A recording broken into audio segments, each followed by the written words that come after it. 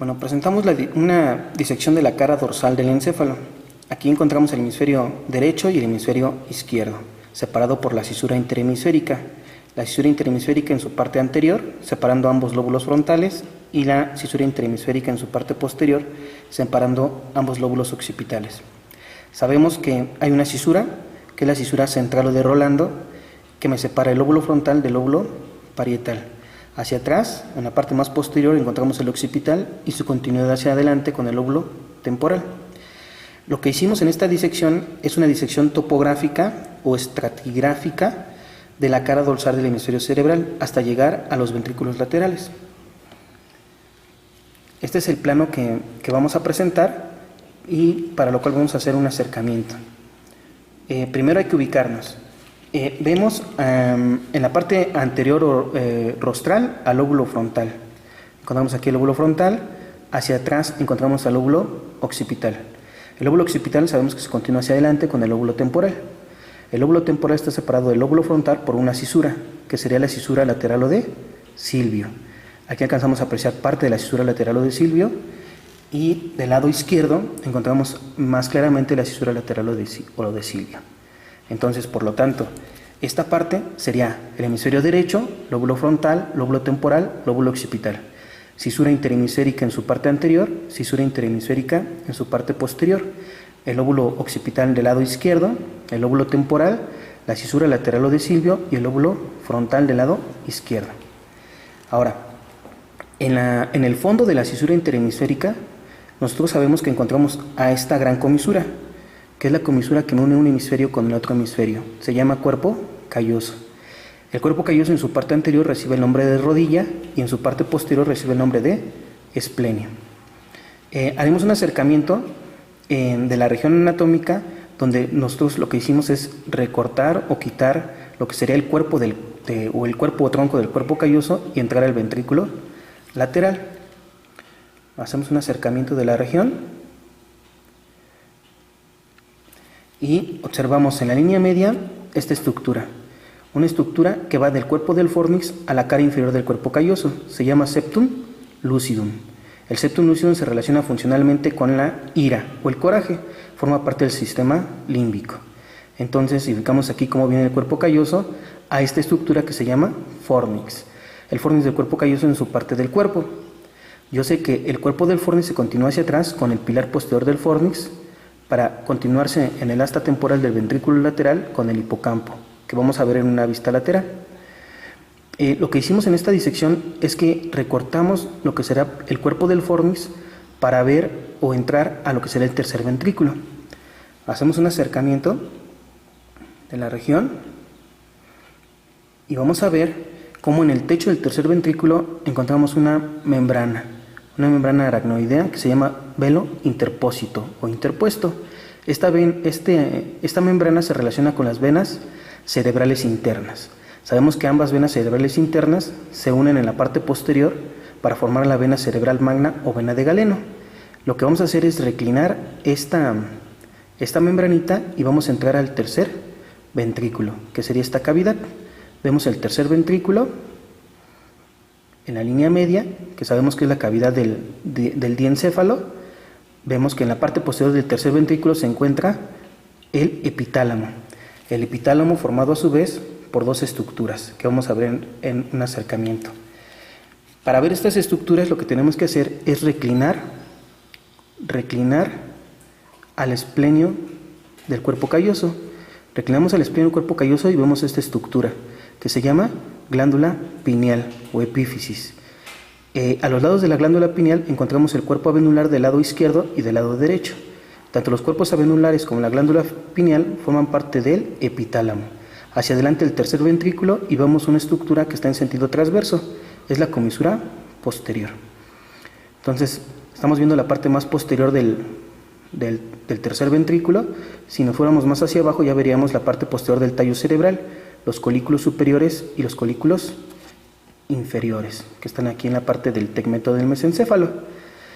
Si nos regresamos a los ventrículos laterales, lateral lo que es el fornix, encontramos un núcleo, que es el tálamo, del lado derecho y el tálamo del lado izquierdo.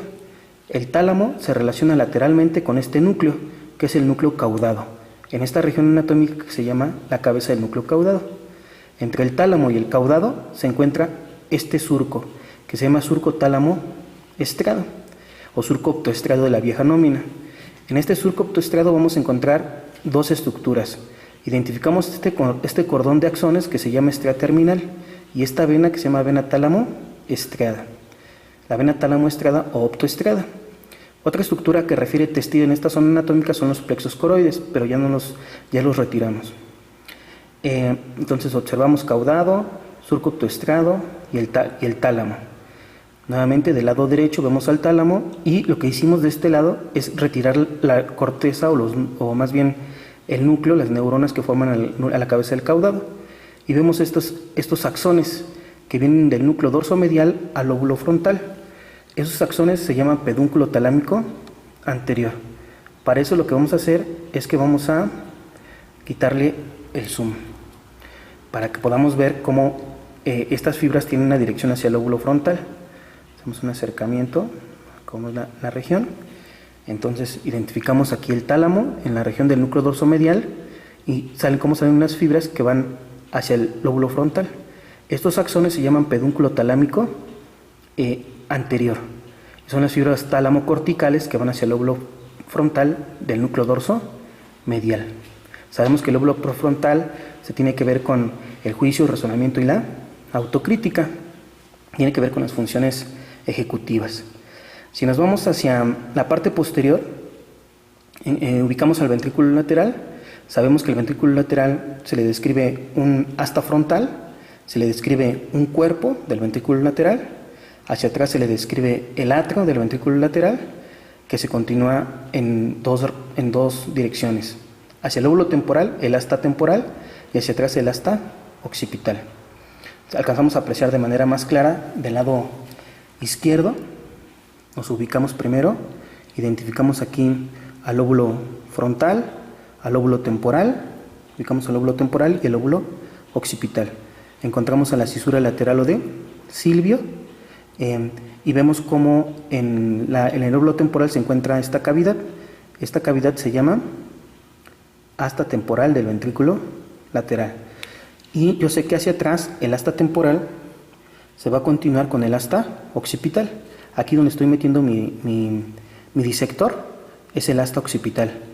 En la unión del asta temporal con el asta occipital, esta zona anatómica se le conoce como atrio del ventrículo lateral. Entonces repasamos. ¿Cuántas partes tiene el ventrículo lateral?